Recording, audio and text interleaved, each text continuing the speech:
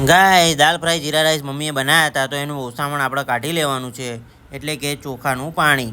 તમે જોઈ શકો છો ભાતનું પાણી કાઢી લીધું છે. મસ્ત ઘઉંનો લોટ લઈ લેવાનો છે. અજમો, મીઠું અને જીરું બધું નાખી દેવાનું છે. જોઈ લો. બાકી મસ્ત હળદર બળદર અને બીજું લાલ મરચું બી અંદર નાખી દેવાનું છે મસ્ત રીતે. બાકી પછી અંદર ઓસામણ જે છે ગાઈસ, એ ઓસામણ નાખીને થોડું ચપટી મીઠું બી નાખી દેવાનું. હવે તેલ નાખવાનું છે, સિંગ તેલ. તો મસ્ત સિંગ તેલ બી તમારે નાખી દેવાનું છે. અને ઘી હવે નાખવાનું આવશે. અમૂલ ઘી વાપરીએ છીએ આપણે, સાગર આવે છે, તો જોઈ શકો છો અમૂલ ઘી પણ આપણે વાપર્યું છે. હવે તેને મિક્સ કરી દેવાનું છે આપણે હાથથી વડે, બરાબર છે. હવે જેમ લોટ બાંધતા હોય એમ લોટ બાંધવાનો છે, પણ એના પહેલાં આપણે ઓસામણ નાખવાનું છે. તો ઓસામણ આપણે નાખી દીધું છે, તમે જોઈ શકો છો. અને હવે મિક્સ કરીને મસ્ત રીતે તમારે હલવવાનું છે. આ તેલ, ઘી અને ઘઉંના લોટથી બનાવેલ ગ્રેવી છે મિત્રો, મસ્ત મજાની. અને આ રીતે કટ કરી લેવાનું છે લોટ બાંધ્યા પછી, મસ્ત મજાનો. અને પછી પૂણી વળી લેવાની છે.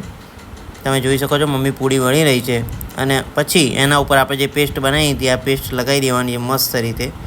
હાથ વડે બી તમે લગાવી શકો છો મસ્ત રીતે. હાથ વડે કહેવાય કે તમારે ફિનિશિંગ આવી જશે. પછી મિત્રો તમારે મસ્ત રીતે either કહેવાય કે 3 લેયર કે 4 લેયર તમારે બનાવી દેવાની છે. એના ઉપર થોડુંક વેલણ ફેરવી દેવાનું છે, એટલે મસ્ત રીતે થઈ જાય. અને પછી either ચોપસ્ટિકની પાડી દેવાના છે મસ્ત રીતે. તમે જોઈ શકો ચપ્પા વડે મમ્મી મસ્ત કટિંગ કરી રહી છે. અને આ પ્રમાણે શક્કરપારા તરીકે તમારે સેટિંગ કરી દેવાનું છે. અને એને પછી ડીપ ફ્રાયમાં ફ્રાય કરી દેવાના છે, બરાબર. મસ્ત રીતે જુઓ ગાઈસ, ફ્રાય થઈ રહ્યા છે. એકદમ ક્રિસ્પી બનશે, કારણ કે આપણે જે મોવણ નાખ્યું હતું એ મોવણના લીધે એકદમ નવી યુનિક જ બનશે આખી. અને આ તૈયાર છે આપણી જોરદાર સરસ મજાની ખારી.